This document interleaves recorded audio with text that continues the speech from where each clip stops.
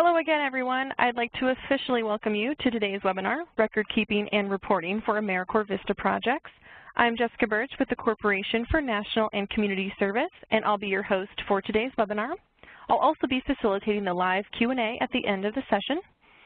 Also joining us are Amy Kanata and Jenny Farrell from our partners at Education Northwest, who have helped to prepare today's webinar and will be managing the WebEx technology.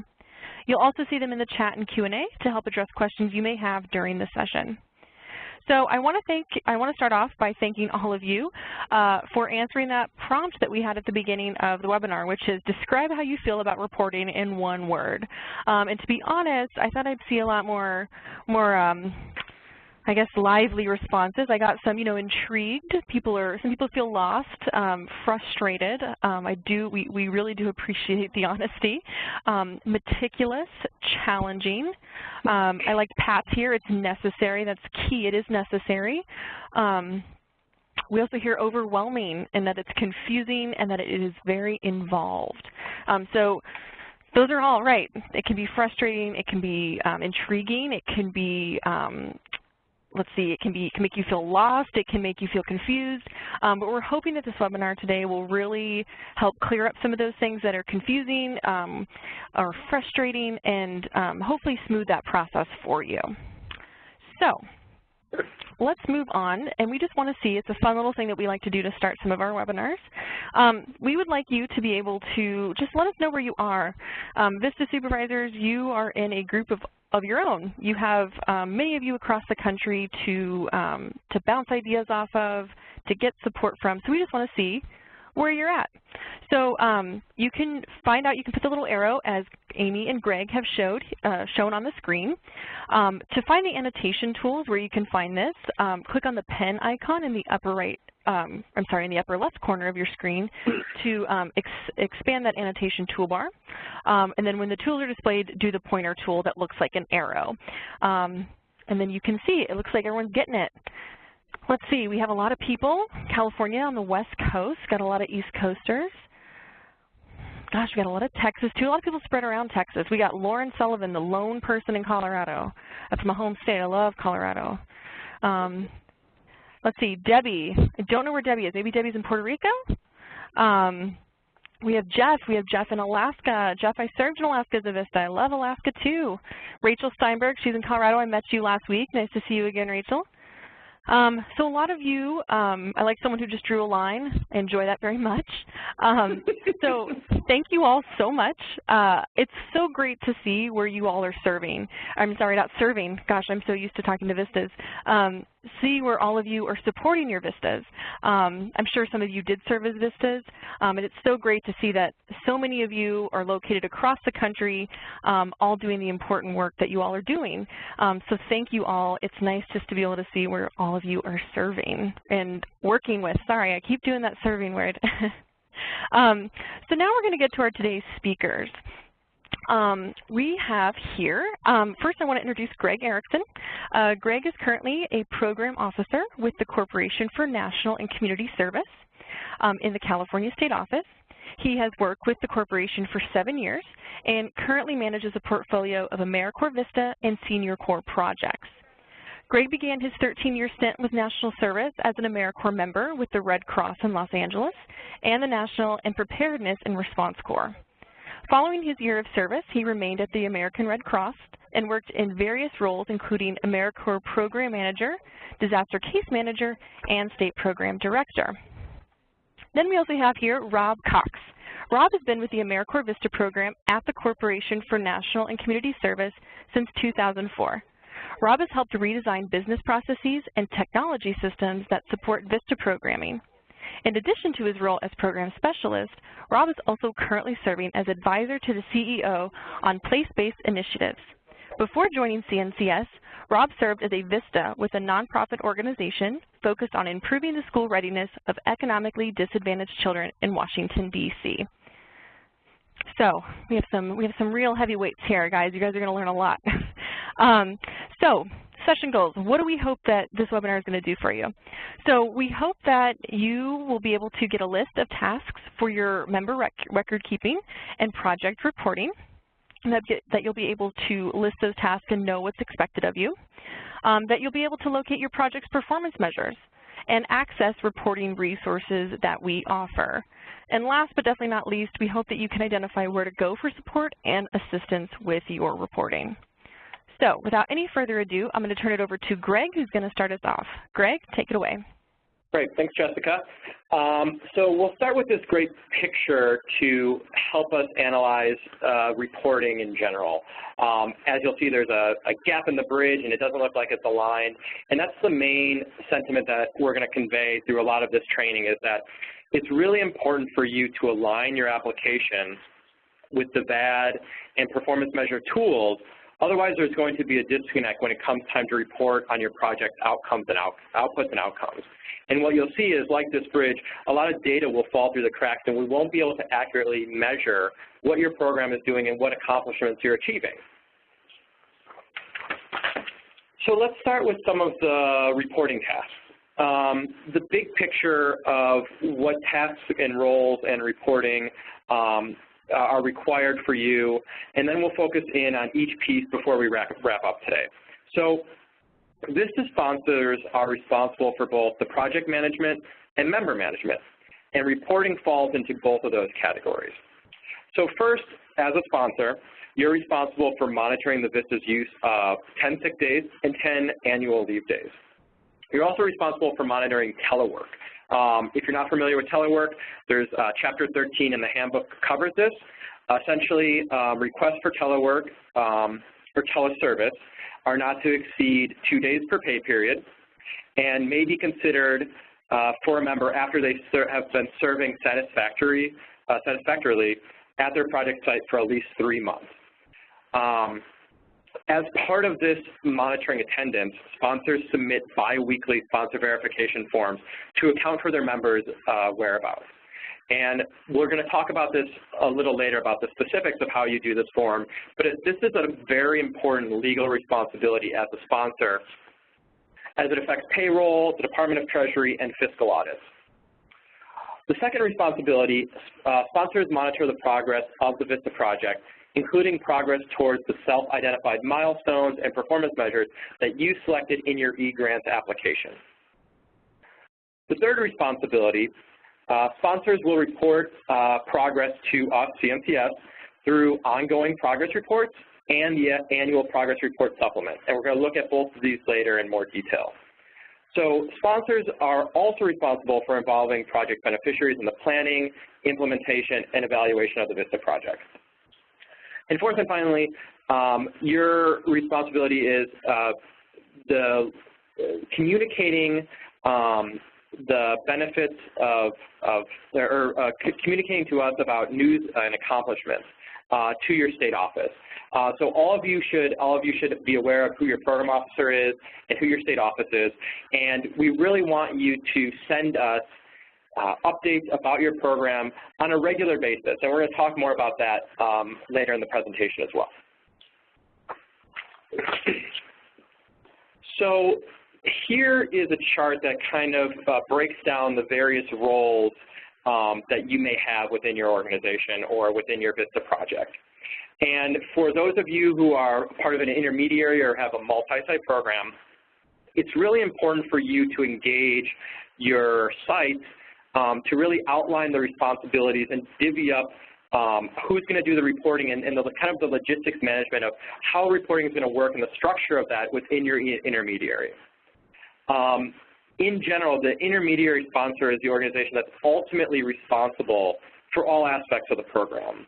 But the sub-site is crucial to providing that necessary data to the intermediary. So let's go through each of the roles. So let's start with the sponsoring organization. Your role is a couple here in regards to the reporting tasks. First, you're responsible for the management of data collection and reporting for all the sites. So you're responsible to share information about what needs to be collected, the tools that are going to be used, really educating and training all of your sub-sites about here's the expectation for what our entire VISTA program is expected to do. You'll also be responsible for aggregating data from sub-sites and submitting the sponsor verification form and potentially financial forms if you have a grant or cost share.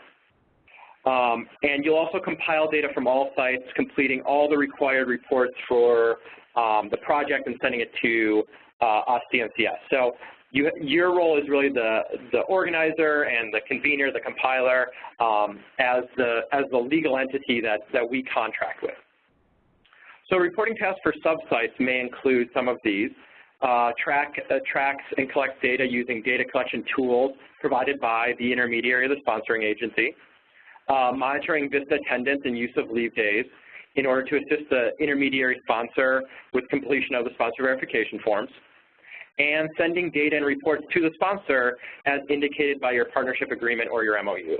And that's one thing that I would like to stress is it's really important that part of this agreement in identifying the roles and responsibilities, if you're an intermediary organization, is to have that memorandum of agreement or understanding that specifically outlines the roles and responsibilities in regards to reporting. Up here's the expectation, here's what we expect you to do as a host site or a placement site or a sub-site. Those are all interchangeable terminology. And that's a foundation that you can set at the beginning of your VISTA program to make sure everyone's very clear about what the roles are.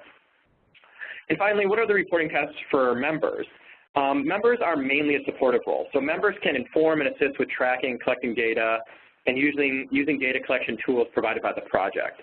And members have the ability to track their individual activities on their phone or computer by accessing the VISTA Impact app, which we'll talk about a little later.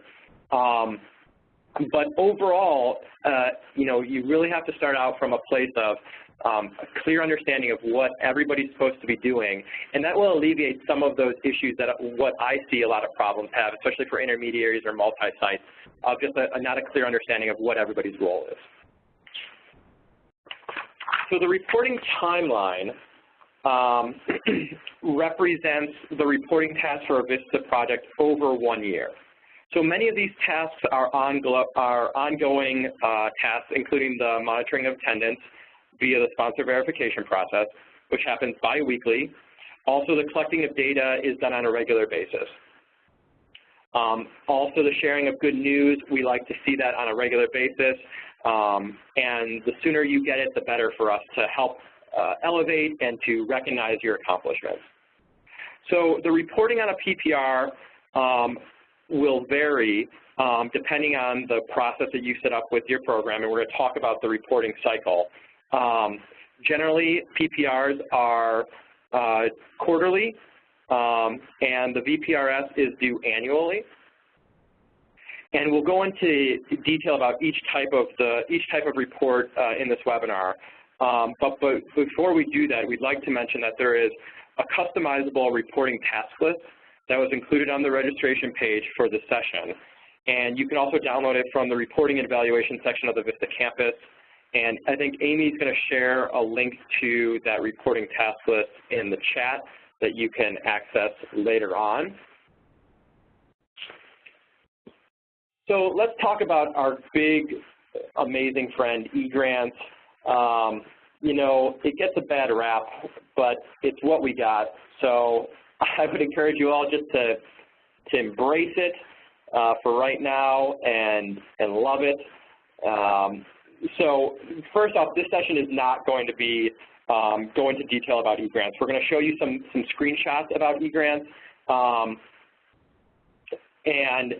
So eGrants is, if you're not familiar, so eGrants is the electronic system where all the reports are submitted.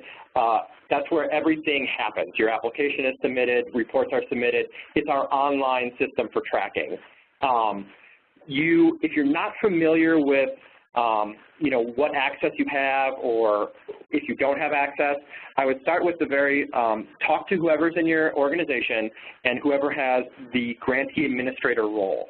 And that's the person who's kind of the manager of your eGrants account. There's one other thing about eGrants I would encourage everybody, you have to have your own login. Do not have a general login for your organization. Each individual person needs to have their own login with an individual role assigned to it, and there's various roles.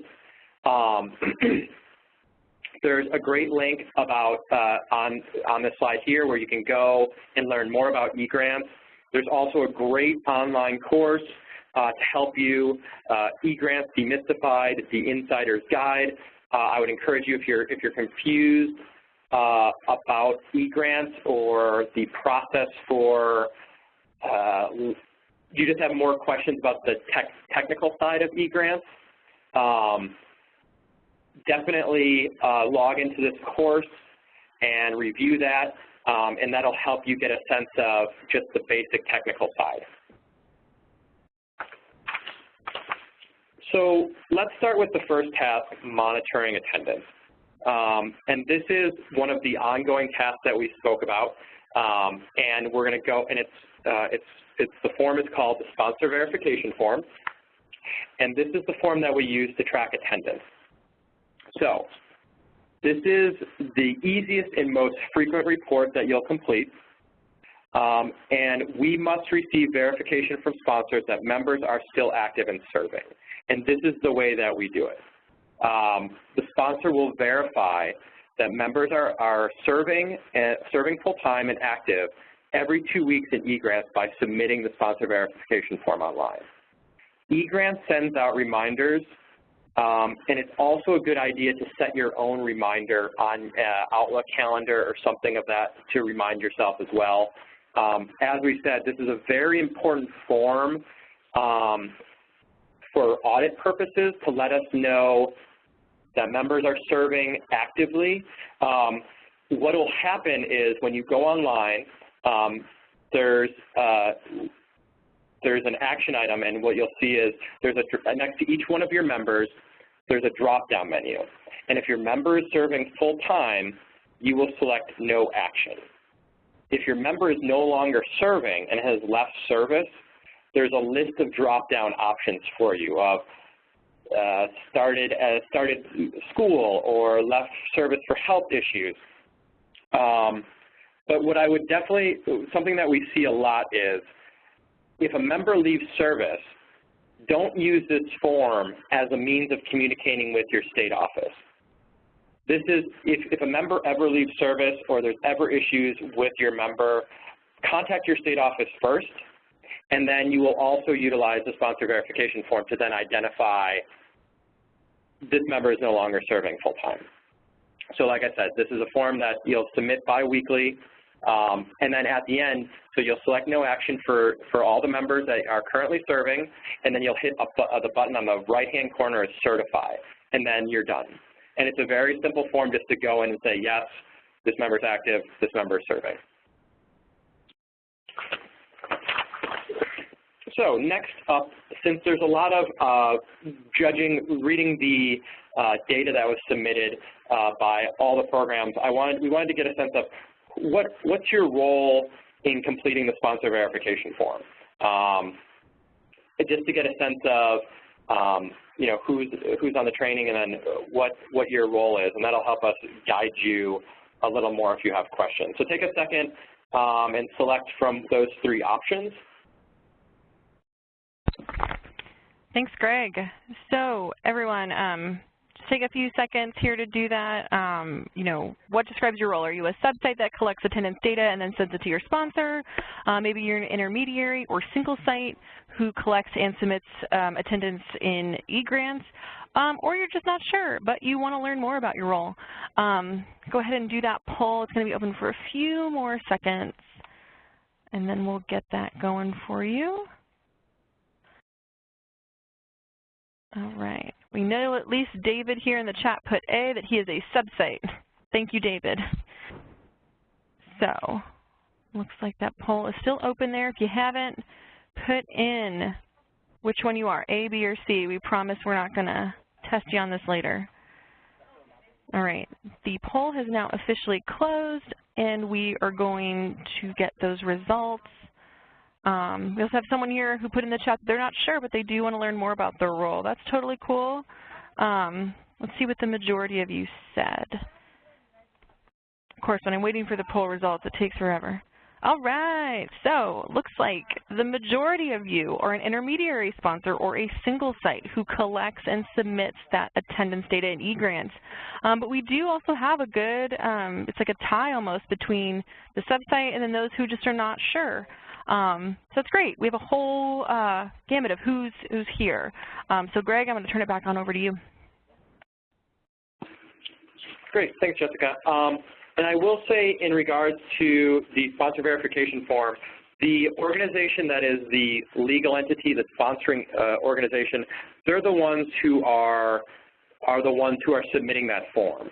So if you're a sub-site, most likely, like I said in those reporting roles earlier on, you will communicate to your intermediary or the sponsoring agency, yes, my VISTA is actively serving, and then they will complete that form for the entire program. And for those of you just uncertain about your role within the VISTA program, the best place to start, and I get this a lot at supervisors orientation of, I'm not sure where I fit. I know I'm supervising VISTAs, but I don't know where that fits within this entire program. Definitely meet with your senior management or the person who is responsible for submitting the application to determine, what type of program is this? Where do I fit? What type of program are we? It's hard for us to tell you where you fit from my perspective right now, just because I don't have all your information. And if you're also uncertain, you can also always contact your state office or your program officer, and that is the representative who has oversight of your program, and they should definitely be able to provide you with insight in, okay, it looks like you're a single site organization, or it looks like you're an intermediary and you're a sub-site, so here's your program manager who oversees your entire program. So there's a lot of different avenues for you to figure that out. So definitely whoever submitted the application, or contact your state office if you want to learn more about the role. And now with that, I'm going to turn it over to Rob, who's going to walk us through the monitoring progress and collecting data for performance measures. Rob? Great. Thank you very much, Greg. It's really nice to be with all of you, talking a little bit about monitoring progress and collecting data for performance measures. I consider myself a student of all this work, and I'm looking forward to not only sharing how we've approached this work in the VISTA program, but also later on in the Q&A, digging into some of the questions that you have and hearing from some of the expertise that you have and how the concepts are working for you. Amy and the gang asked me if I would drop a joke in here, and it turns out I was telling Jessica earlier that if you've ever seen that movie, A League of Their Own, there's this famous line that the Tom Hanks character says, which is, there's no crying in baseball. And just like performance measures, there's no joking with performance measures. So that's my joke. It's not so serious. We're gonna try and keep it a little bit light, and just talk mostly to start about why we use performance measures and how we approach it with CNCS. And since many of you are site supervisors and working with organizations, you probably have your own performance measures outside of the VISTA project and program that you may be familiar with. But just want to mention a few that we think about here with CNCS. And first, we think that performance measures can, as Greg alluded to with that bridge notion before, help us focus on the goals and the outcomes of the project or the endeavor that you're working on. We know that, I know from my own experience, that it's really easy to get caught up in the details of everyday implementation, and performance measures can help us keep the end in mind and keep our focus where we want it to be, where we're all striving to go. They can also help us reflect the progress or the success of a project. They really keep track of where we've come, and they can help us substantiate some of the claims that we've made about our progress.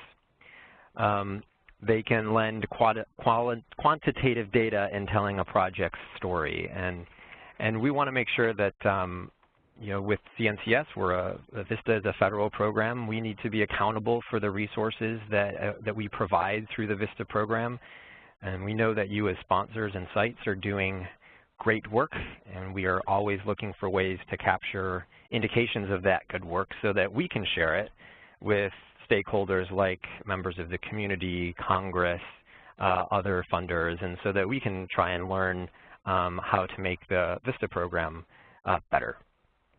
And we want you to be able to identify measures that are appropriate so that you can report your accomplishments with confidence. and so that you can demonstrate how your project is meeting the community need that you set out to address. We think that, we hope that performance measures can be a tool to help you tell your story locally. So while we may be talking to funders and others at about the VISTA program at the national level, we hope that some of this data can be used to, for stakeholders of what you're trying to accomplish locally. And one more footnote that I would just add about performance measures in general is that at CNCS, we really believe that performance measures should add to the qualitative information about what you're accomplishing. We don't rely on performance measures exclusively to determine progress. We read them in context with a lot of other information that you're providing to us. And I know that performance measures can be scary or feel like a pass-fail or all or nothing, but particularly given the capacity building activities and the nature of that type of work, we really try to use the performance measures in context of a lot of other information. So that's just a little bit about the why for performance measures and some of the ways that we think about them at CNCS. Just want to talk a little bit more about what exactly are performance measures. And again, you may have your own terms for performance measures, but some of these concepts hopefully sound kind of familiar. And for CNCS, we have a few definitions of performance measures, like performance measure itself is the ongoing systematic process of tracking your project's measurable outputs and outcomes. So what are outputs? An output tabulates or calculates or records the actual products or services that are delivered by a project. So they're kind of like the amount of service provided. They measure the completion of activities, and they document the fact that individuals received services or products were created or programs were developed. They help us answer the question, how much service did we perform or what products did we develop? Outcomes, on the other hand, reflect the changes or benefits that occur. And outcomes can reflect changes in individuals, in organizations, in communities, or even in the environment. These changes could be in attitudes or knowledge or behavior or condition. For example, changes within an organization may include an enhanced system to better serve community members. And whereas outputs kind of get at the question, how much service did we perform or what products did we develop, outcomes answer the question, what difference did our service make for beneficiaries, or how did that new system or product that was developed enhance the capacity of our organization to serve the community. So that's a little bit about performance measures in general, but how do we know what to measure? Figuring out what to measure is really important before we actually go about starting to collect the data and doing all the measure. That can be a lot of work, but we want to make sure that we're trying to measure the right sorts of things that reflect what we're trying to accomplish. And there are a lot of ways to help us figure out what we're trying to accomplish and therefore what to measure. And one way to do that is by using something called a theory of change. Some other folks use a logic model process. We're not going to get into all of that. There's a lot of information about developing a theory of change that CNCS has on the CNCS Knowledge Network, where we have lots of resources about performance measures in general and theories of change. But I will just say that developing a theory of change can help to articulate some of the assumptions that are underlying all of the activities that you've chosen to do by kind of documenting how you think those activities are going to lead to the change that you want to see, so what are those outputs, what are those outcomes, and why do we think, what are the assumptions that go into that. And it also offers the opportunity to consider your outcome to ensure that there's kind of a logical connection and kind of a practical relationship between the service and activities that you're engaged in and then the change that you intend to make. So for the VISTA program, we have a really, really simplified theory of change. And to think about that, we've got a couple of bullets here: capacity building efforts and anti-poverty intentions.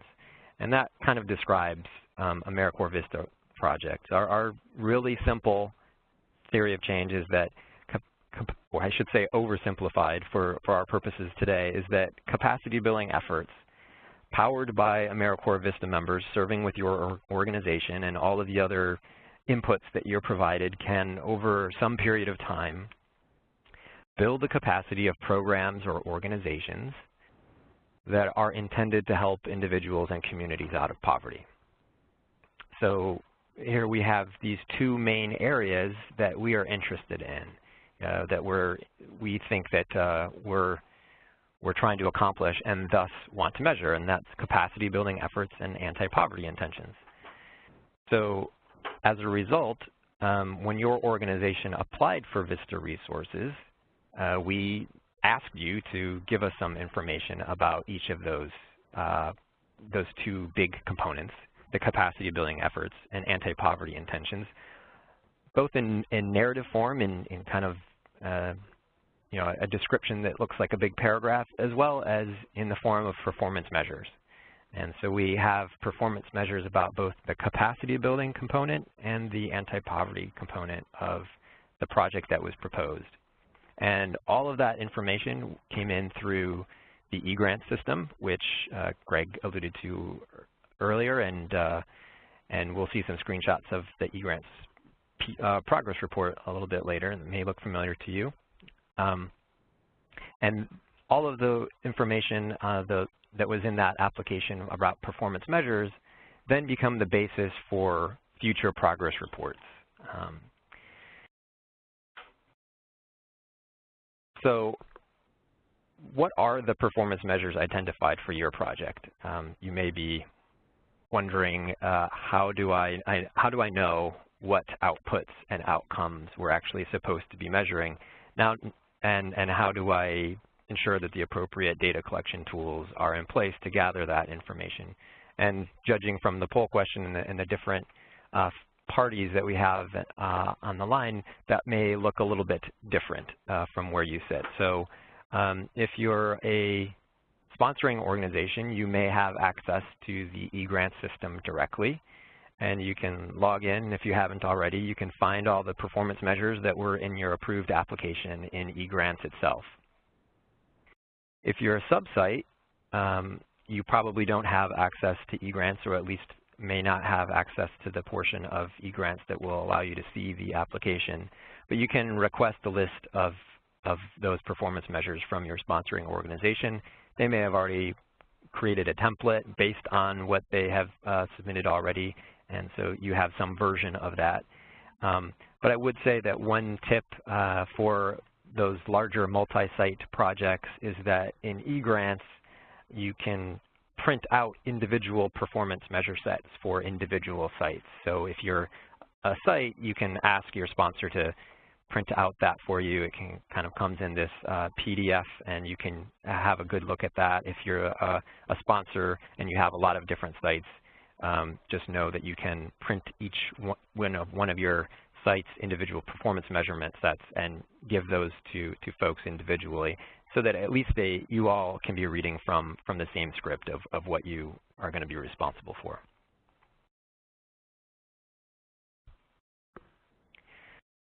So now that you get the right information about the performance measures that you need to collect data on and report to CNCS, you kind of need to think about how you're going to actually collect that data.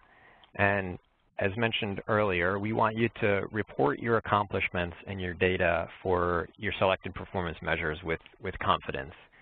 And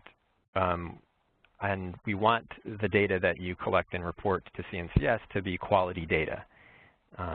That information should be valid, it should be accurate, it should be complete, it should be verifiable, so that if we were to kind of come out and visit your project and say, hey, you reported some information to us, can you share with us some documentation of how you collected that? You can help walk us through that, and we can understand that data is good quality data.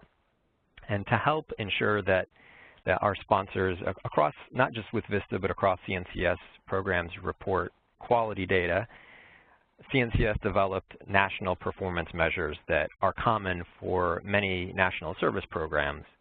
And for each of those national performance measures, CNCS also developed a number of terms and definitions and certain standards for how sponsors or organizations collect that data.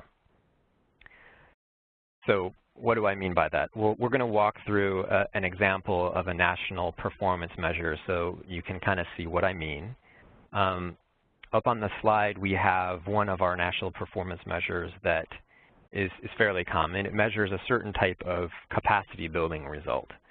Our CNCS code for this is G3-3.1, but the measure is really just seeking to count the number of community volunteers that were recruited by CNCS organizations or national service participants.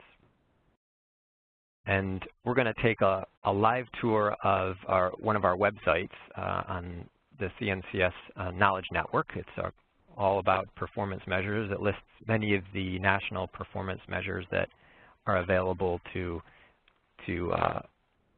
AmeriCorps VISTA members. As that comes up, and so that you can see some of the details of this measure. And I think Jenny just shared the link. We should see it there. You can see on this screen that there's a red arrow called capacity building and leverage, and then there are some green arrows sort of in the middle of the screen that say economic opportunity, education, healthy futures. That kind of speaks to these two large buckets of information that we're interested in: capacity building and the measures associated with your capacity building efforts, and then anti-poverty efforts, and those are broken down in certain number of focus areas. But for this particular measure that we want to zero in on, G3-3.1, the number of community volunteers, you can click on, there are hyperlinks, you can click on the measure, and you'll see a lot of information about performance measure G3-3.1 that help us create some standards. So there is a section that's related to the definition of a few key terms. And these key terms come from the measure itself, right? We're talking about the number of community volunteers recruited. So one of the key terms for this measure is community volunteer. Who is a community volunteer? Well, CNCS says that a community volunteer is defined as citizens or residents in the community who are recruited by CNCS-supported organization or assigned national service participant to offer time, knowledge, skills, and expertise for free to support the CNCS-supported program or organization. Community volunteers differ from national service participants in that they are under no formal obligation to provide a specified amount of assistance, and volunteers are not enrolled in a national service program. And it goes on to talk about what it means to recruit someone. Another kind of bit of information that helps kind of define some of the terms and how to collect or measure data for our national performance measures is a section called How to Calculate or Measure Collect Data. For each performance measure, there's one of these sections, and it provides some guidance. So, for example, for the community volunteers measure, the guidance says that programs should only count community volunteers that were specifically recruited by the CNCS-supported organization. The program should count recruited volunteers as people who meet a minimum number of days, hours, or other units that were specified as the benchmark of the program. And this page goes on to say that organizations must use some form of volunteer management system and provide some details about what that system should be able to track. And finally, there's a notes section down below that says that for this performance measure, volunteers should not be conducting certain prohibited activities, and you're probably familiar with some of the terms and conditions that VISTA members are prohibited from engaging in during their service, and likewise, the community volunteers that are recruited by them are prohibited from engaging in certain activities. So this is kind of just one example of the information that is provided for each of these CNCS measures on how data should be collected and what certain terms mean.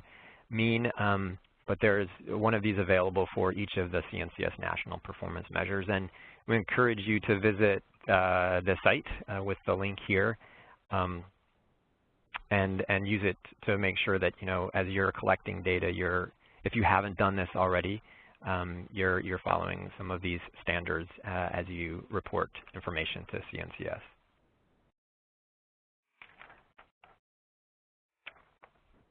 So speaking of collecting data and reporting it, we're just going to talk about a few data collection tips. There's a whole host of collection tips that we could get into.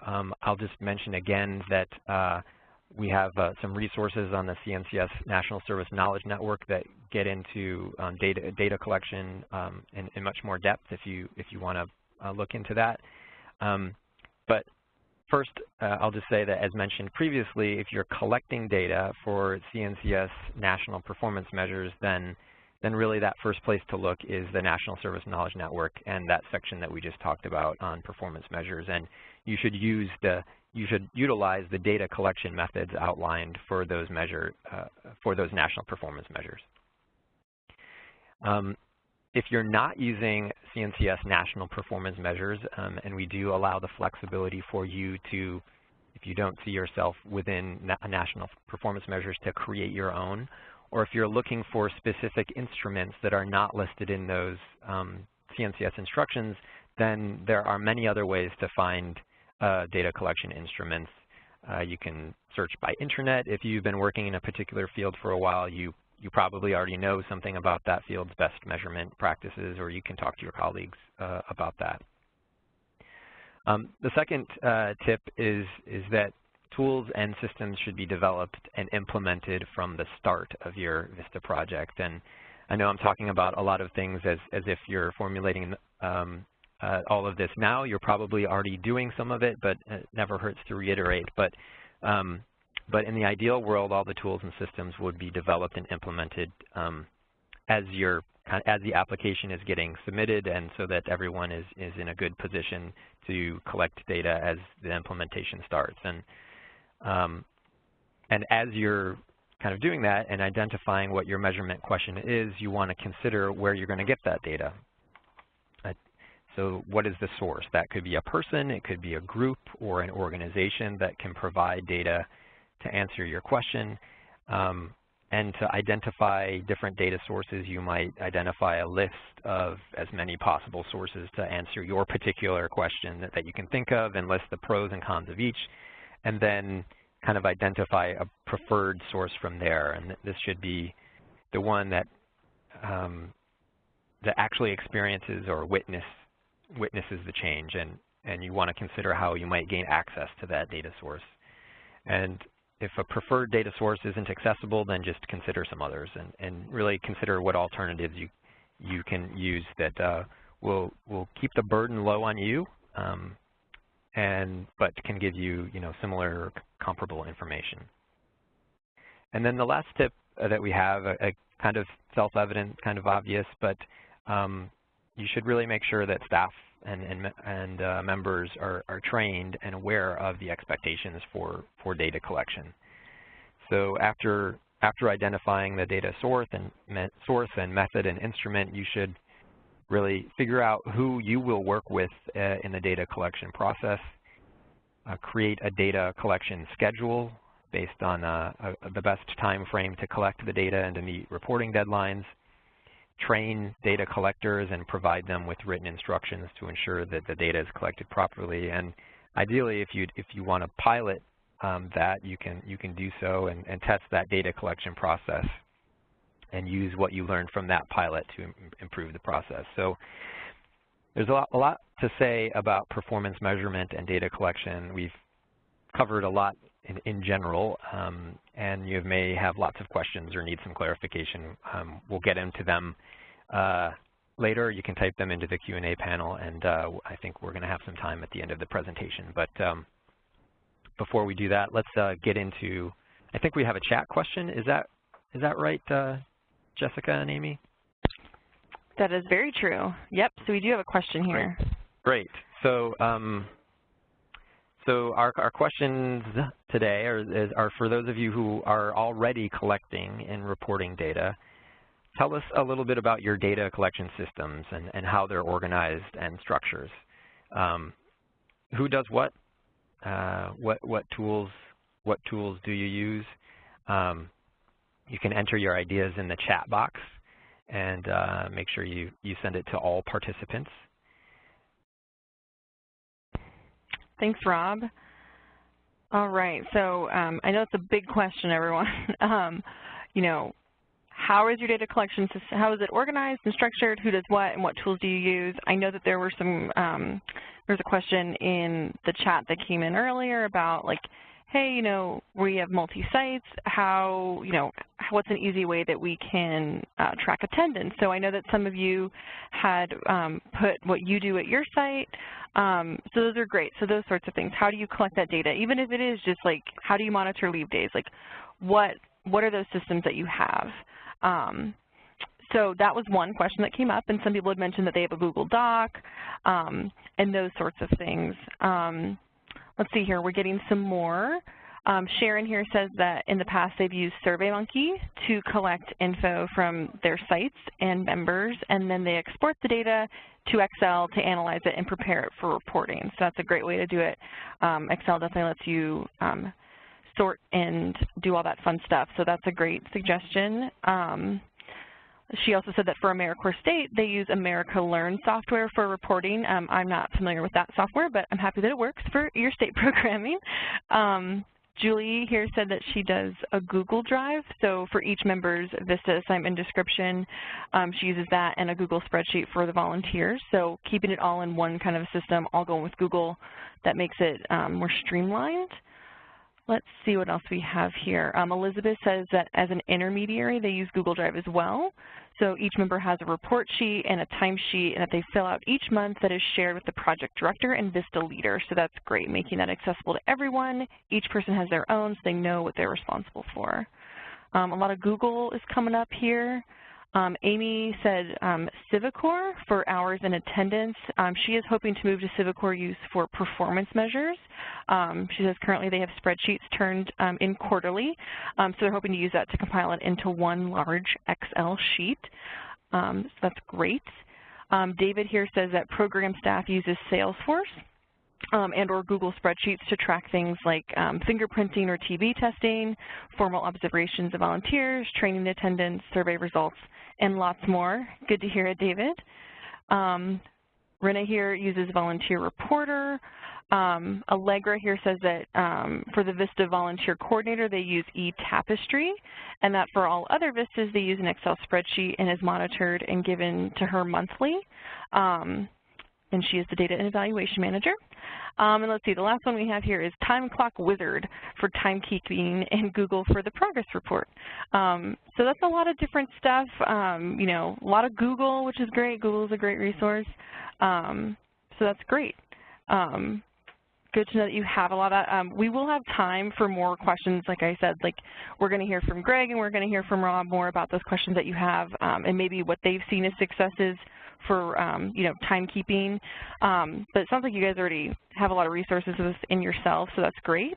So I'm going to thank Rob for what he's told us so far, and now I'm going to move it back over to Greg so that he can talk about completing the reporting using project progress reports and the VISTA progress report supplement. So Greg, back to you. Great, thank you.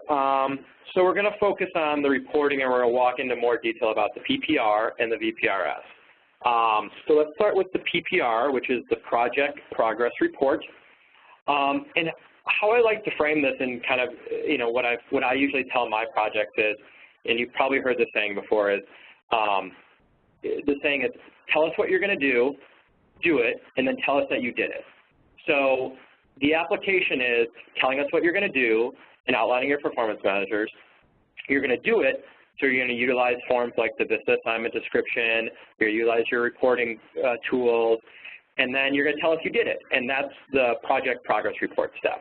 So sponsors report on the project accomplishments throughout the year via the PPR and e-grants, and these reports are based on the performance measures that you told us you were going to do in your VISTA application.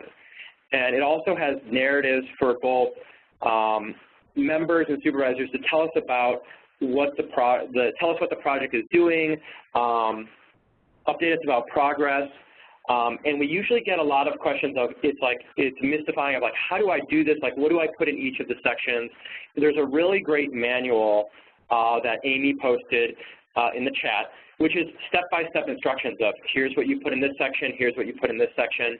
And the PPR is really that balance between qualitative data in the narratives of giving us, painting a picture and giving us a holistic picture of here's what our VISTA project is doing and what our members are doing, and then kind of the nuts and bolts of the quantitative data of reporting on the targets that you've identified.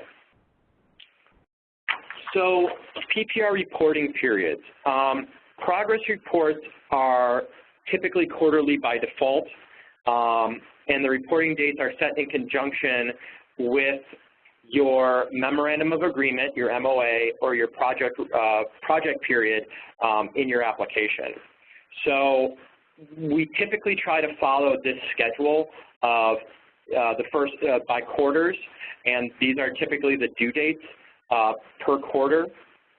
And so your first year projects are quarterly, and then as you move into your second and third year, we move to typically move to a semi-annual report based on the discretion of your state office. So you would do one six-month report and then one annual report. If you're a year one project, so this is your first year as a VISTA project, so let's say your start date is October 1, you may not get VISTA members until April 1. So you may have a 6-month gap in there where you're reporting, and what you're doing in those reports is just updating us on general progress as a VISTA program. What are you doing for recruitment? What are you doing with this? And there's an expectation that in your year one, because VISTA members aren't serving for that full year, you're not going to meet unless you're a stellar program, you're typically not going to meet the objectives in year one because members aren't on board for that full year. So just I wanted to note that. And also, like I said on progress reports, what's really frustrating for me as a program officer is we get this amazing information of my VISTA got a $30,000 grant from the Ford Foundation, and that's an amazing, huge accomplishment, but we don't hear about it until you submit your PPR, which is 4 months, potentially 3 months after it happened or 4 months after it happened.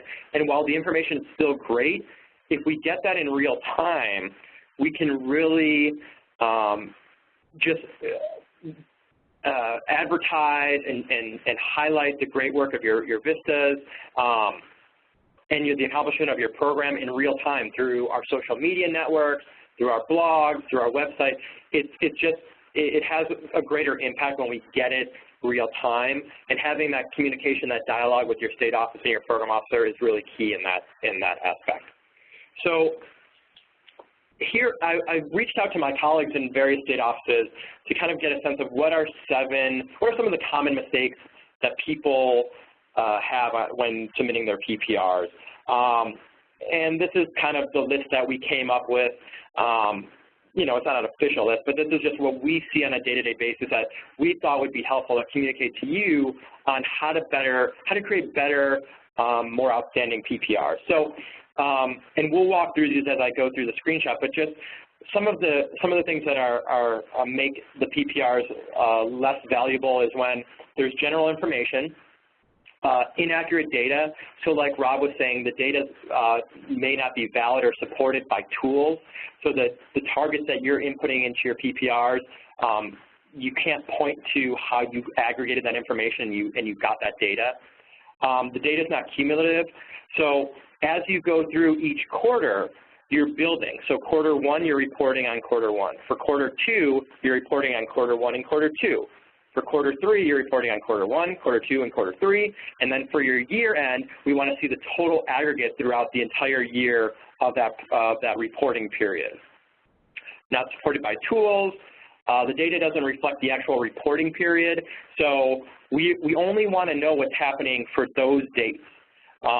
It doesn't matter what members are serving in that time. We want those dates. So if your report is for October 1 through December 31st, we want to know what it was accomplished in that 3-month period. Not before, not potentially after when you're completing the report, just what happened in that time period. Not utilizing sponsor notes, and then not entering information in the narrative section. So I thought it would be helpful, even though this is not an eGrants training, I'm a very visual person, so I thought it would be helpful to kind of walk through where all this is at, especially if you're new, where this is at in eGrants. So let's go through some of the slides of like where everything's at. So this is the login information. This is the login information for eGrants. So on the bottom right, you'll see that this is where the progress report login is, and below it in the circle is the progress report supplement, and that's where you'll find the reporting dates, the periods, and the due dates for your reports. And also, when we talked about the sponsor verification form earlier on, the portal home, you'll see on the top under View My AmeriCorps portal, the portal home, that's where you'll access your sponsor verification form. And for subsites, as a subsite, you potentially won't see this. So the sponsoring agency is the one that has access to this, and you as a subsite may not be able to see this based on what roles you're assigned, but it'll help see kind of the larger picture of how the PPR works.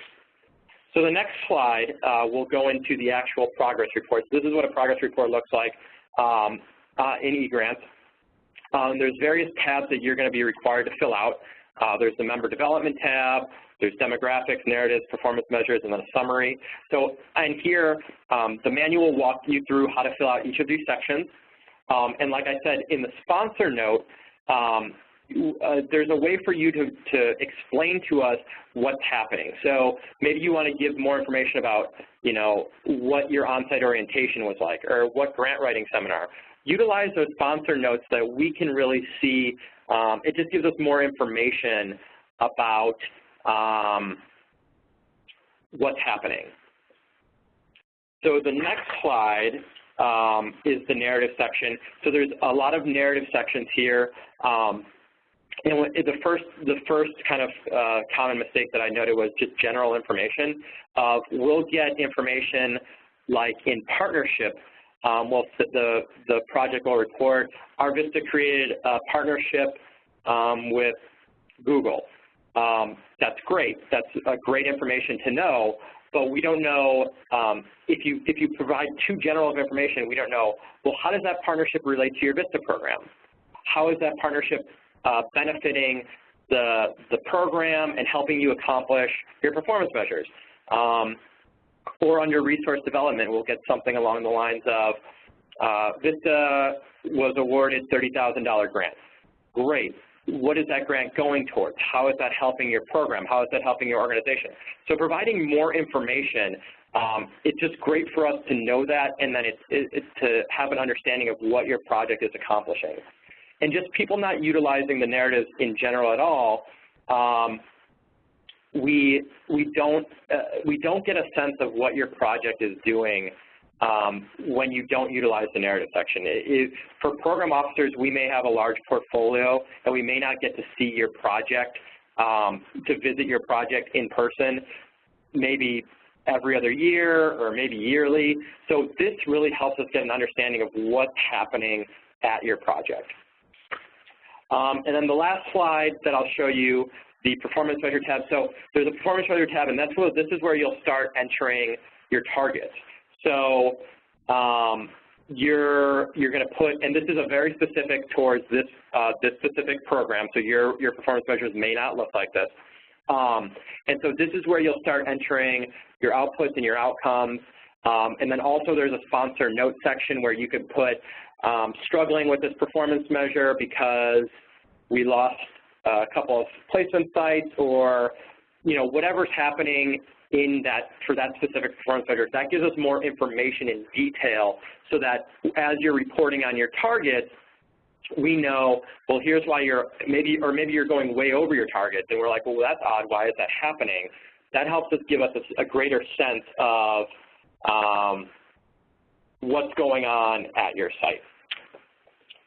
So that's the PPR, and that's a quick walkthrough of each of the tabs. So that's how, and like I said, I would definitely refer to the manual. It walks you through this on a step-by-step basis and how to fill out each of these sections. So now let's go to the VISTA Progress Report Supplement, the VPRS. So we covered the sponsor verification form. We covered the progress report. So let's talk about the annual VISTA Progress Report Supplement, or the VPRS. So unlike the quarterly progress report or semi-annual progress report, whichever you're assigned, the VPRS, let me step back. The progress report is asking information that you self-identified in your performance measures and your milestones. But what's different about the VPRS, the VISTA Progress Report Supplement, is this is a form that tracks standardized information across all corporation programs. And it happens once a year, typically due at the end of October. And the reason we have this form, as Rob was speaking about the value of performance measure and the data, the value of the VISTA Progress Report Supplement is it aggregates data throughout all of our programs. And we can roll all that information up across AmeriCorps state programs, AmeriCorps VISTA, Senior Corps, AmeriCorps and CCC. All this information gets rolled up, and then we can utilize that to say, here's what we're accomplishing as an entire agency, and here's what all of our AmeriCorps programs are accomplishing. So as you know, as Rob started talking about, VISTA projects focus on creating sustainability and building capacity. And the VPRS primarily focuses on building capacity. So the capacity building is defined as the set of activities that expand the scale, reach, efficiency, and effectiveness of programs and organizations. So what you'll find is, with the VISTA Progress Report Supplement, it's most likely collecting the similar data that you're collecting for your PPR. Because it's focused on capacity building activities, there's a lot of overlap between your PPR and the VPRS. So for example, here are some of the VPRS measures that we collect. There's also a really great guide. I don't think we have the link to this, but on the VISTA campus, when we go through resources, we can identify, there's a great guide that walks you through how to complete the VPRS. So here are some of the questions that the report wants. Number of hours service contributed by community volunteers. Resource development will ask you to fill in a dollar cash value of resources developed by the VISTA or in-kind resources developed by the VISTA. And if you have questions about this, you'll get a lot of information, actually in the next couple, probably in end of August, you'll start getting emails from your program officer about this form and how to complete it. So if you have questions, you can reach out to them.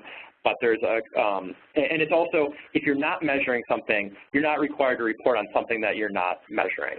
So there's a question in the VPRS about, how many veterans do you serve? Well, if you're an agency that doesn't serve veterans and your program doesn't focus on veterans, then that's not something you'd be required to report on.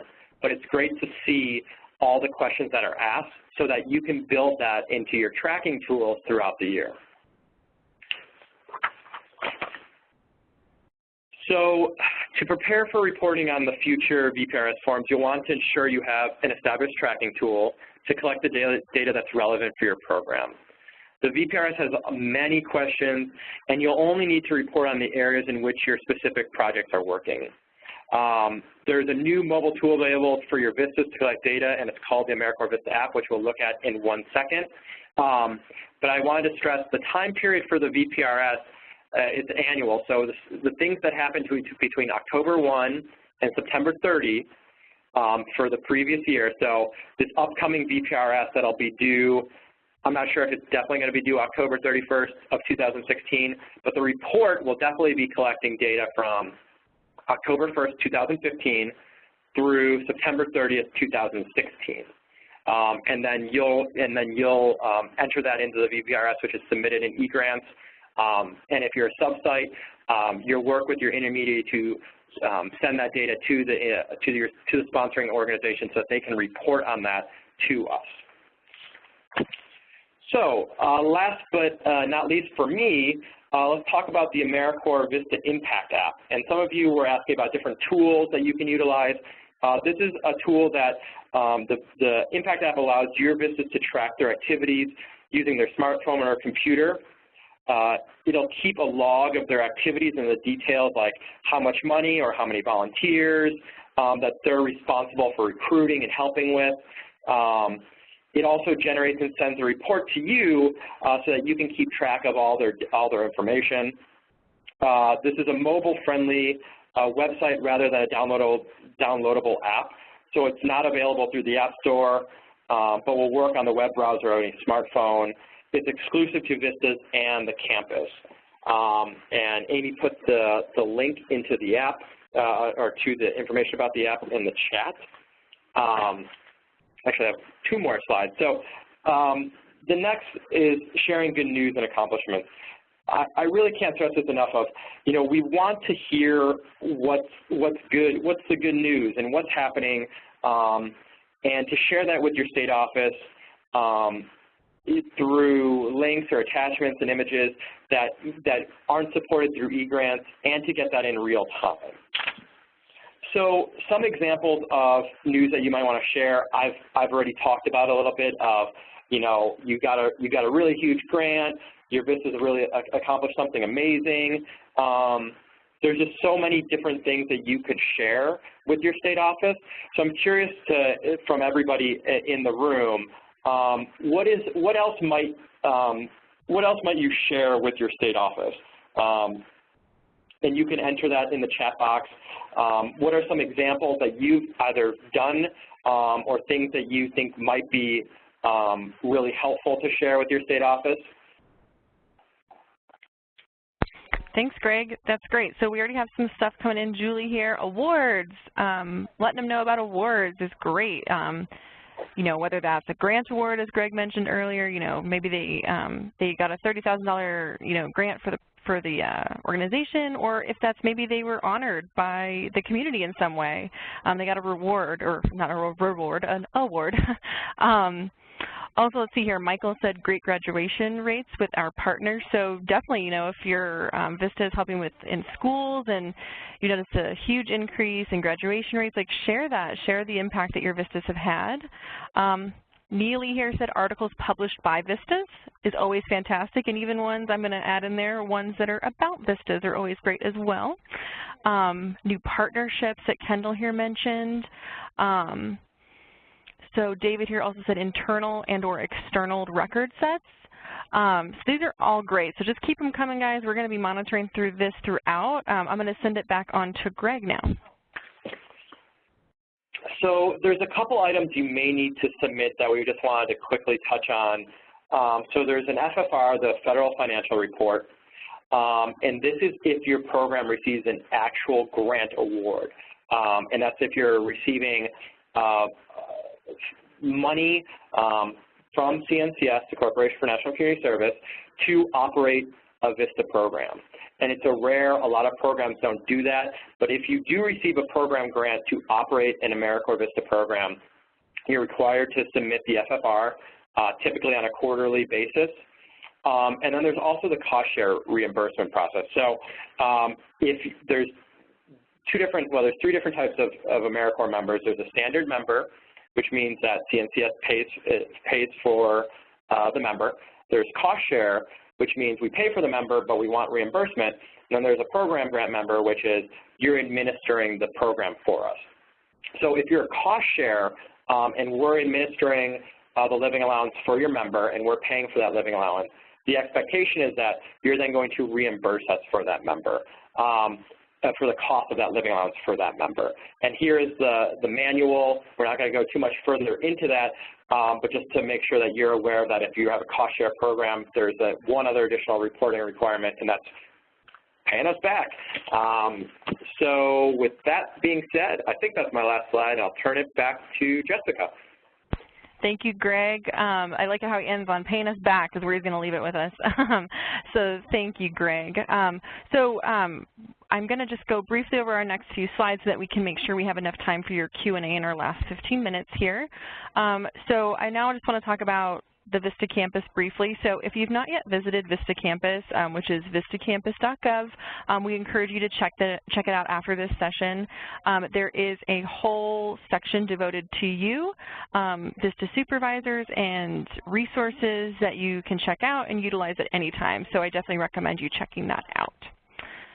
So if you're on the VISTA campus or after this webinar you're thinking, man, where do I go and get support? Well, I'm going to tell you right now. So where to go for reporting support. So first, if you are a sub-site, you should first go to your intermediary sponsor. They'll be able to help you and get that immediate response to you. If you are an intermediary yourself, or maybe you're a single site, you'll want to go to your state program officer. Hopefully all of you know who your state program officer is. If you are not aware of who that is, you can always just contact the state office of where your state is, and they can point you into the right direction, but all of you should know who that is. And last but not least, the VISTA campus reporting and evaluation resources. So as Greg mentioned earlier, we do have e-grants, job aids, and we have a webinar that we did about e-grants last year. We also have a reporting task list that we're going to get into here in our next slide, and then the performance measure resources as well. So definitely take a look at all of those and utilize those resources if you need more support. And as I promised, the reporting task list. So we included this task list as a download for this session, but you can also access it on the VISTA campus. And I'm pretty sure that Amy is posting that right now into the chat. It's a customizable Excel spreadsheet. And you can organize and track due dates for the VISTA project progress reports, the report supplements, the sponsor verification forms, and other member milestones on this reporting task list. It does have full instructions for customizing the spreadsheet within the resource, so definitely check it out, see if you can utilize it, see if this is something that will work for you, or maybe tweak it a little bit to suit your needs, but this is something that's been developed and will hopefully help you in tracking all of those due dates. So what next? After all of that great information that Greg and Rob shared with us, few next steps. So we want you to ensure that your member activities are aligned with your performance measures. So definitely take a look at what those performance measures for your project are, and to make sure that when you're writing your VADs and that when you're working with your VISTAs that they do align. Also, implement data collection strategies and train your sub-sites and teams to use them. So having a uniform data collection strategy is probably most beneficial for you, especially for those intermediaries in multi-site projects. But just make sure that your sub-sites and your teams know how to use whatever you're going to use and make sure that they can get that data to you in a cohesive way. Also, download and populate the reporting task list. Definitely recommend you just checking that out and seeing if that can help you plan for those due dates. And then, as most importantly, as Greg emphasized over and over, and as we love to hear, share good news with your state office anytime. 2 a.m., something comes into your inbox. I hope you're not working at 2 a.m., but I know that the life of a VISTA supervisor probably requires that sometimes. But if something comes into your inbox at 2 a.m., forward it on to your state office, because when they get it, who they also might be working at 2 a.m., they will love to see it. It'll be good news to them. So those are some next steps. Next, we're just going to ask you to take a few moments and share your feedback with us. We want to know what you thought. This webinar was developed because this is something you guys have asked for. You guys have asked for more webinars, more information on reporting. And so we really do take to heart what you guys want and what you guys need and what you ask for. So please take our evaluation, let us know what you liked, let us know what you want more of, let us know what helped, what didn't help, let us know so that we can take that and improve our webinars and hopefully create new ones for you. So with our last time here, we do want to start our Q&A session. So we've given you a lot to think about, and now it's time for your questions. You can always ask questions in the Q&A panel, but I'm also going to bring our operator back right now and have her let us know how you can ask questions by the phone. Amy, are you there? Yes, thank you. If you'd like to ask a question, please press *1. Please unmute your phone and record your name when prompted. It is required to introduce your question. Once again, that's *1 if you have a question. Thank you, Amy. So, so we're going to go through some Q&A questions and things that came into the Q&A, and while we wait for those questions over the phone. So this is a question I'm going to lob to you over there, Rob. Didn't mean for that to rhyme, I promise. Jocelyn here asked, what is an easy way to get the list of performance measures?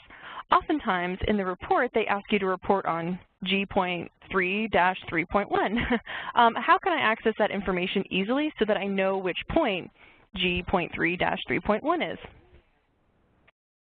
Thanks, Jessica, and thanks for the question, Jocelyn. I think that's a great question, and the simplest way to get that information is to go to that website that we went through earlier. I know there's many slides, but one of the links, and I think it was included in the chat, was to the National Service Knowledge Network. And there's a whole section on performance measures which lists all of the performance measures, the national performance measures that are available for VISTA sponsors to select from during their application.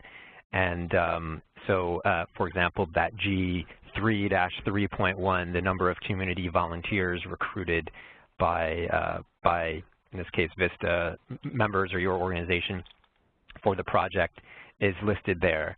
There are about, I want to say, 18 or 19 performance measures related to the capacity building activities that VISTAs are engaged in. And then there are a number of other what we call focus areas, all those anti-poverty interventions. So for example, in the focus area of economic opportunity, your organization might be helping to get folks access to safe, affordable housing. So we have some performance measures that are available related to that, and all of the coding and the list of those measures are on that website. I think I don't have the specific URL in front of me. I think if you just go to nationalservice.gov and click around for the Knowledge Network, you'll get there, or you can just Google AmeriCorps VISTA National Performance Measures, and that should get you there as well. Thank you, Rob. And Amy Kanata, who is our wonderful producer here back there, put in the link for us to those performance measures. And Sharon did just what you indicated too, is Rob. Just Google performance measure code, and it'll give you a page that explains everything. So fantastic. Thank you for that tip, Sharon. So the next question that we have is going to be for Greg. I'm going to send it to you, Greg, and then Rob, if you have any additional things to add. Rachel here asks, if a member submits a successful grant proposal, but the funding is received after their year of service is over, can it still be included as an outcome in the next PPR? Good question. Yes, I mean, sometimes things just don't align perfectly, and that's life. And when we want something, doesn't mean that's when things are happening in reality. So you could put in the PPR while you're reporting. You could say in somewhere in the notes that this grant application is pending, and to let us know. And then you can. Once it actually comes in, you could put that into your PPR. I would just put a note with it so we understand, hey, this is something that we worked on, a year ago, and now it's finally come to fruition, and then you would report on that PPR when you actually receive it. And this is Rob. I'll just add that I think that's a great way to approach it, just to add a note explaining things. And I'll just mention that, we don't want to get caught up into some sort of a false precision around this. We know that sometimes these reporting cycles don't line up exactly with your project periods and so on and so forth, or when accomplishments come in don't necessarily tie into the reporting cycle. And we understand that. What we're just asking you to do is make a best effort to try and, one, report activities and results with respect to that reporting period, and as Greg says, where that doesn't work out, just document it for us so that we can understand what's going on. Thank you, Greg, and thank you, Rob. I'm going to go to Amy and see if we have any questions over the phone. Amy? Yes, we have a question from Sharon Sanders. Your line is open. Hello, Sharon? Yes. Hi there. You have a question for us?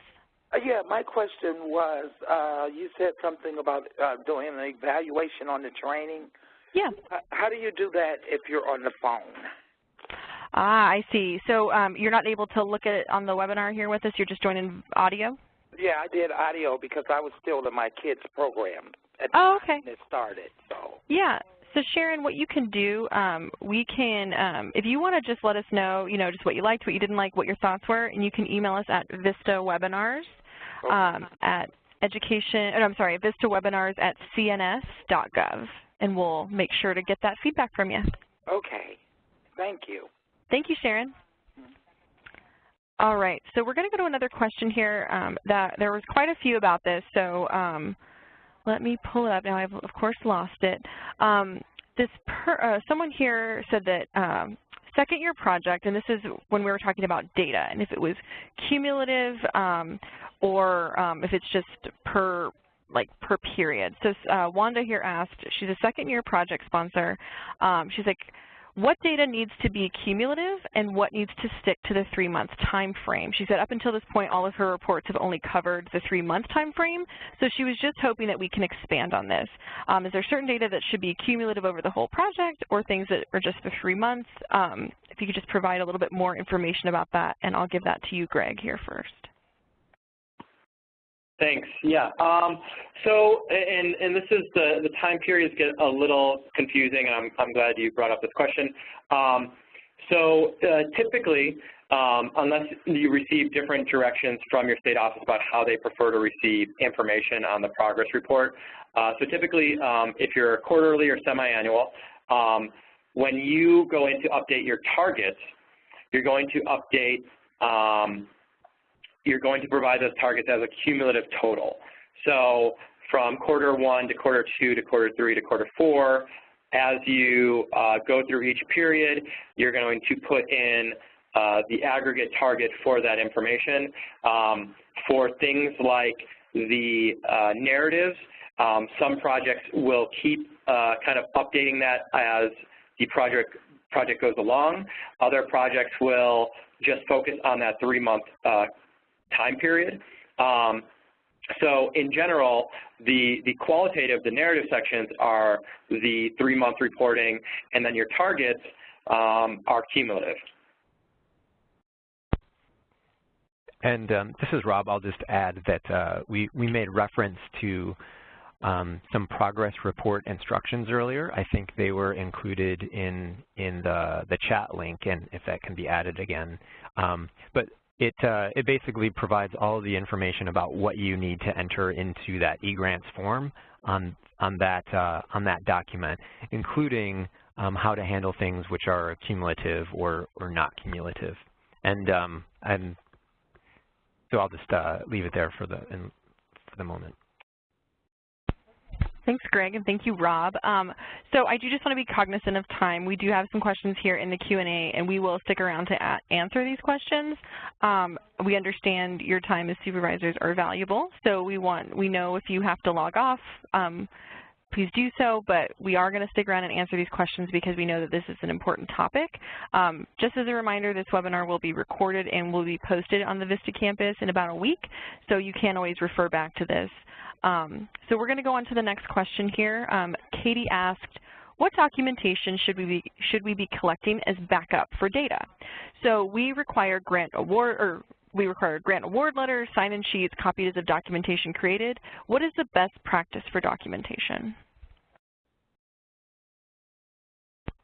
This is Rob. I'll just take a stab at that question. And I guess it really depends on the data that you're reporting. So, for example, if it's data related to those performance measures, those national performance measures, the instructions that I referred to earlier will kind of tell you exactly what kind of documentation you might need. So if you're collecting information about cash or in-kind resources that were generated, for example, you would want to have probably some of those grant award letters and so forth. So the standards are in that how to calculate section for the national performance measures. If there are some kind of, if you've created your own performance measures, then I think a conversation with your program officer about what makes the best sense to include. And I'll just add that at the time of the application, whoever from your organization was submitting the application to CNCS articulated the instruments that they were going to use for the measures that they identified in their performance measure in the application. So that will also be, hopefully that will be a guide as well if you were not the person who originally submitted that information. Thank you, Rob. So these next two questions are very similar, or I think they can be answered together, I should say. So Heather here said that she has a subsite and they don't want to accidentally write performance measures into their VISTA's VAD if they are intended for intermediary organizations based on the work of a whole VISTA team at multiple organizations. And Heather also said here, in looking at the performance measures area of the VISTA website, can you tell which measures are intended for subsites and which are intended for intermediary sponsors? Is there a difference? What is the best practice for that?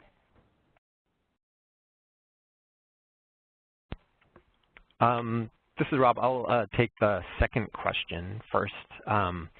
And looking at the performance measures of the VISTA website, how can you tell which measures are intended for subsites and which are intended for intermediary sponsors? In general, I would say the performance measures are appropriate for subsites. So one of the things that we're trying to understand with the VISTA project is that capacity building really can look different for each program, for each organization, and kind of even down to the site level. And so the activities might be different, the number of VISTA resources provided to that particular site might be different. So all of the performance measures available can be associated with a particular subsite.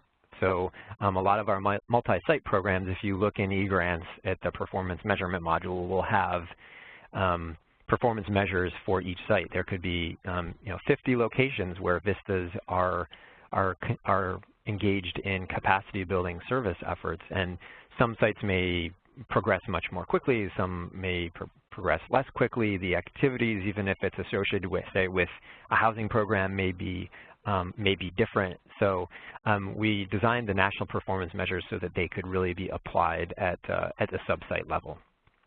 And I don't recall the first question. Perhaps Greg does. No, can you repeat that, Jessica? Yeah, definitely. So she said, we are a subsite and we don't want to accidentally write performance measures into our VISTA's VAD if they are intended for intermediary organizations based on the work of a whole VISTA team at multiple organizations. So do you have any suggestions for her when writing a VAD, or is this something that she should be cognizant of, or what would be your tips?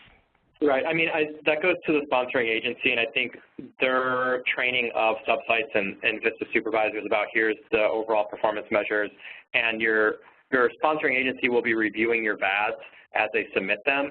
So the sponsoring agency is hopefully making sure that what you're putting in your VAD is aligning with what the expectation is for your site for tracking. So I would really rely on them to give you that guidance and to make sure that everything aligns. Great, thank you both. Rob, I'll just add that the two different answers, the answer that I gave and the answer that Greg gave may sound, or I think this question brings perhaps some confusion as are these things in conflict? The measures are for a site, but you might have an intermediary where everyone is working together as a whole. And I would just say that the VISTA model is fairly flexible.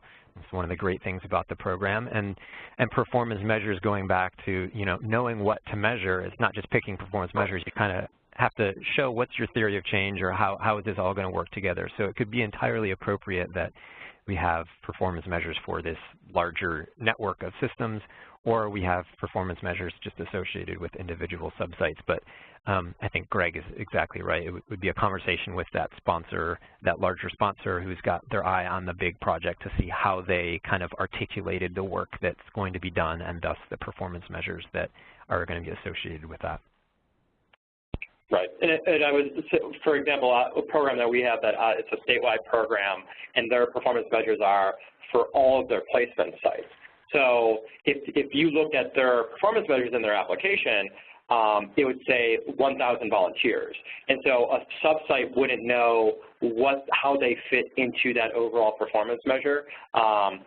So really figuring out, that conversation and that partnership.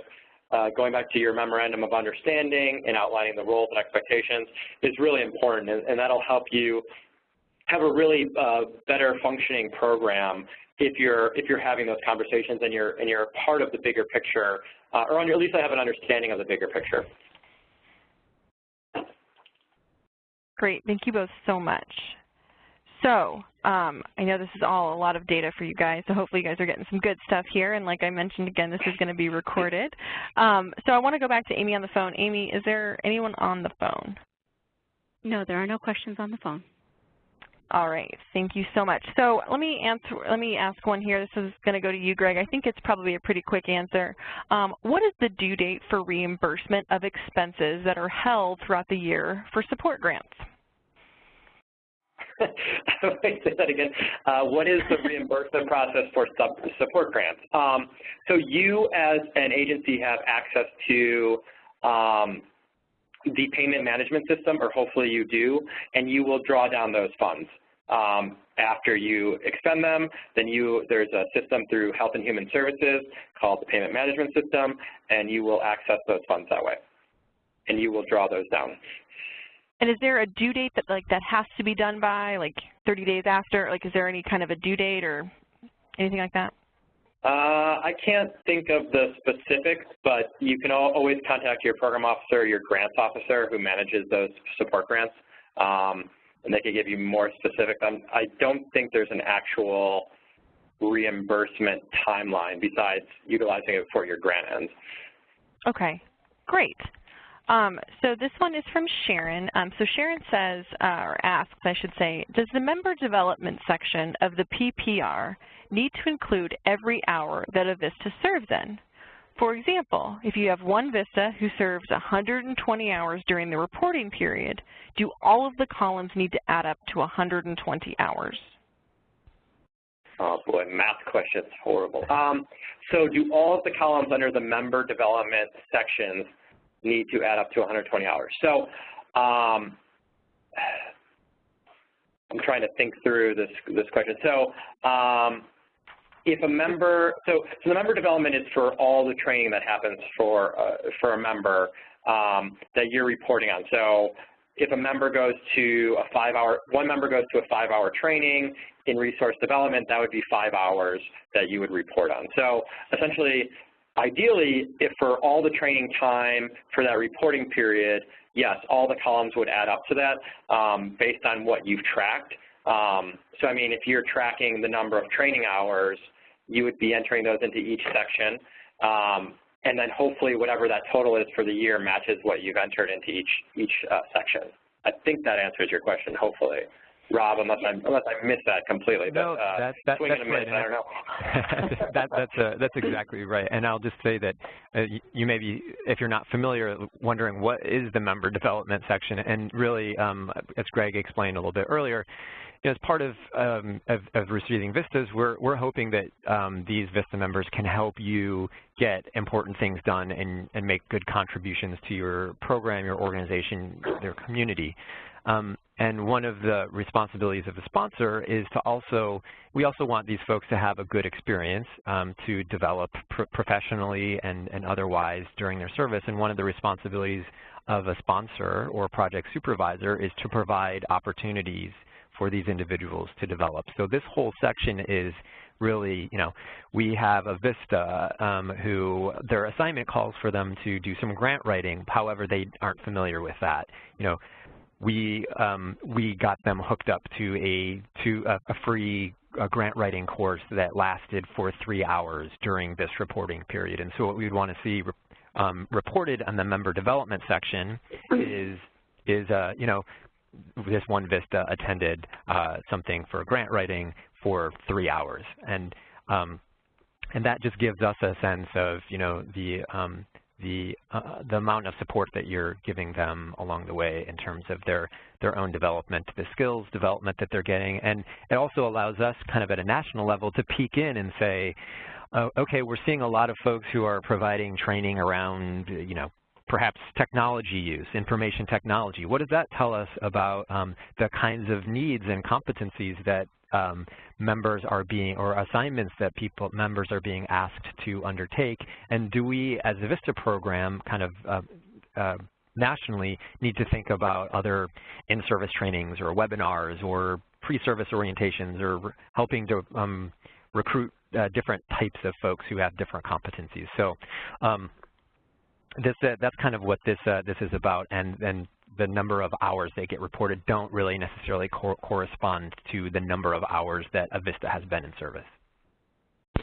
That's great. Thank you both, Greg and Rob. It sounds like I think this might have answered your question, Sharon. She just followed up with another question. So she said, my understanding is that you're not tracking the total of a VISTA's time. You were just tracking what you, as the project sponsor, have provided to the VISTAs. Is that correct? It sounds like that's what you're saying. Correct. It's what the sponsor has provided to VISTA members during that particular reporting period. It doesn't necessarily have to be directly by the sponsor. As I mentioned, it could be just hooking them up with another organization, or getting them set up with a free Excel training or something like that online. So it could be something like that. Fantastic. So let's see here. We have about 2 more questions. This one, it says, are there definitions available for the categories under the Member Development tab in the PPR? So, like, what do they mean by tracking systems or resource mapping? Are there definitions that supervisors and sponsors can utilize to kind of help them out when they're going through that? We don't have a direction. Go ahead, Rob. Sorry. I don't think we have definitions. I think some of them we feel were a little bit self-evident if you are engaged in that type of activity. So the on-site orientation should be familiar to all sponsors and supervisors. We talk a lot about that throughout the whole VISTA process at PSO, at supervisors orientation. Community outreach is another example where, it's kind of a topical. It might involve any number of different kinds of trainings or development opportunities, but it would be under the category of you've provided some sort of member development experience that helps that individual expand their knowledge or skills or something around conducting community outreach. Another one is community volunteer generation or recruitment. So I think if you look at the specific lines, you'll see that a lot of them, if you're engaged in that work, you'll probably see them fit in some way. So we don't have specific definitions. We just keep them as those broad topics. Thanks, Rob. And I would definitely, default, like if you ever have any questions about any of those things, definitely the go-to person is going to be, your intermediary, or if you are an intermediary, go to your your state program officer, and they should be able to help clear up any questions that you have about those definitions. Jessica, one more thing about the member development section. If for projects that are reporting on that, if you're on a quarterly reporting schedule, you won't report on that. You only report on member development on an annual basis, or if you're semi-annual, you would do semi-annual and annual. So I thought there was a question earlier on if a person didn't see that tab, it's probably because they're on a quarterly reporting and they won't report against that until the end of the year. You're right. You did see a question about that. Thank you, Greg. Thank you for following up on that question. And I'll just say, this is Rob, but one more thing to directly answer Sharon's question about what is resource mapping. I think that can mean a number of things. You could think about asset mapping. It might be another term for it. Basically looking for what resources are available in a particular community, or it would be a, some sort of development opportunity for a member to understand, how do I do asset mapping? How do I find resources in the community that might be available to support the work that we're trying to do? And I think even our VISTA campus has some examples of or webinars related to resource mapping or asset mapping. Fantastic, thank you. So Sharon, hopefully that we've got a wealth of knowledge here, so hopefully that helped clear up some of those. One more we have here. If your VISTA members' VAD objectives have changed, can you change the performance measures for that member? You want me to take this one, Rob, or you want to take this one? I think the short answer is yes. If the VISTA members' activities have changed, then depending on how dramatically, one might expect that the larger performance measures may also change. The performance measures are, of course, with respect to the project as a whole. And as Greg talked about earlier, we would expect that that sort of sets the larger framework for what the VISTA members do and their contribution to that, and that their VAD would have some logical connection to those larger sets of activities and results that we would see. So, if it's possible that there are a number of VISTAs all contributing to those particular results, and that the performance measures may stay the same even if a VISTA member's activities in their VAD have changed somewhat.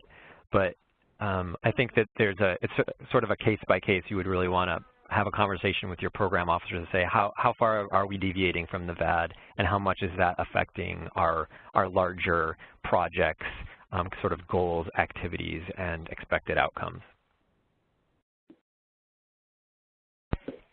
Great, thank you so much, Rob.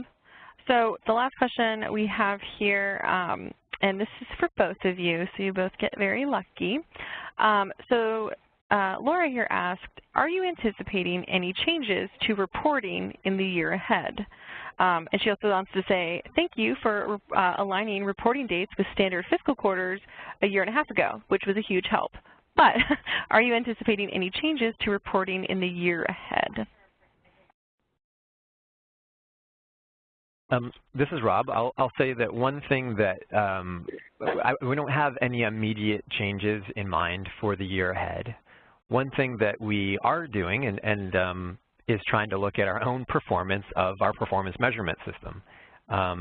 So the national performance measures were kind of a pilot, not quite a pilot, but it was a new initiative that CNCS launched several years ago, and for VISTA sponsors has been in effect for about a year and a half, I want to say, perhaps a little bit longer. But we are hoping to get to cycle through enough information coming in to see how you all as sponsors are using these performance measures, the experience that you're having with them, the types of things that we're seeing reported, and how that relates to what we might see in your application or your narrative section, to get a little bit smarter and a better understanding of whether these national performance measures are appropriate, and so that we can continue to be valid and be reporting reliable information and information that relates to what VISTA members are actually doing and what VISTA sponsors are actually doing. So it's all to say that we're going to be taking a look at this, I would imagine, over the course of the next year, what's transpired in the last month, and trying to dig through that information to see where we are and to see if we need to make changes and what improvements we might make. So more to come, but I would not anticipate that there would be changes or at least dramatic changes in the near future. Great, thank you, Rob. So let me take a look here. We had a couple of questions about the VISTA Impact app and if it was up and running. Yep, the VISTA Impact app is up and running. Let's take a look here. We did have one other question, and I don't know the answer. I'm going to give it to Rob and Greg. It's kind of, I don't want to say a funny question, but Madeline has always wanted to know, why does everyone who work at CNCS have a cns.gov email address and not at CNCS? I have no idea what that answer is. Very interesting question.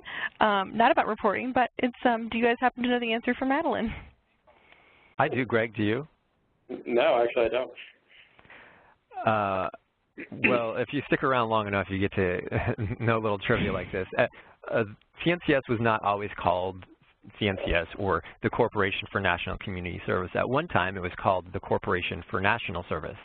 And the community was added several years on, and I think that the CNCS at CNS email is just an artifact of the agency that we once were, 15 plus odd years ago. Very interesting. See it, guys? I've been telling you this whole time. It's a wealth of knowledge with these two. Wealth of knowledge. I think that's answered most of our questions here. I'm going to go one last time. If there's anybody whose question I missed in the chat and in the Q&A, please put it in there. I'm going to go back to the operator and see if we have any additional questions over the phone. One moment, please.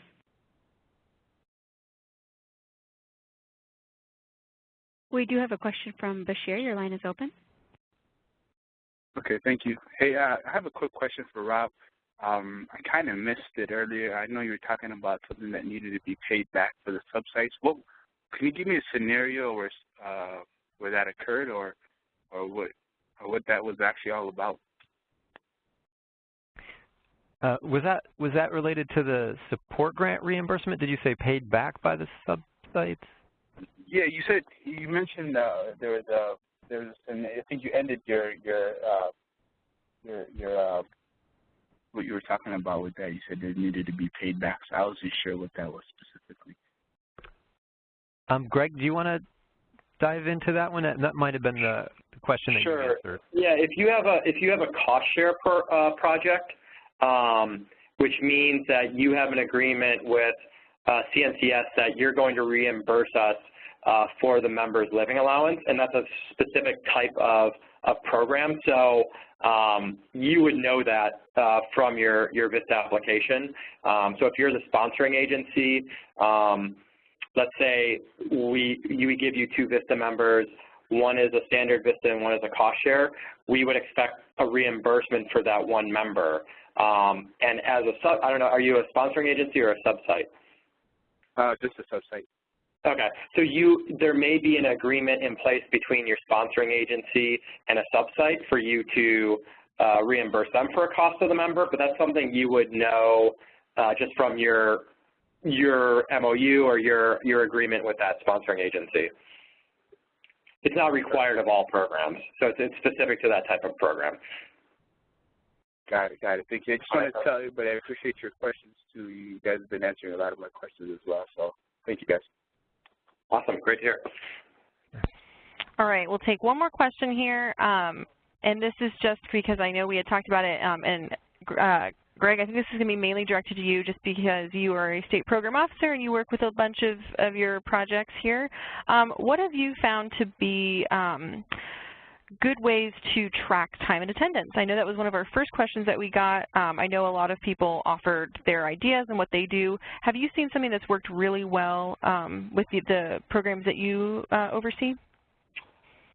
Typically, if you have some sort of online time management system, whether it's Salesforce or some other system that your organization uses, I feel like any efficiencies, anything online that you can streamline, it cuts down on the amount of work and time that you have to spend on it, and it's super easy.